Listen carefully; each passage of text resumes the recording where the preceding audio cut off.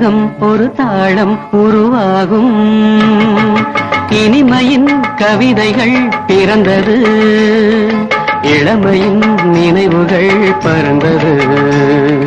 இனிமையின் கவிதைகள் பிறந்தது, இளமையின் நினைவுகள் பறந்தது.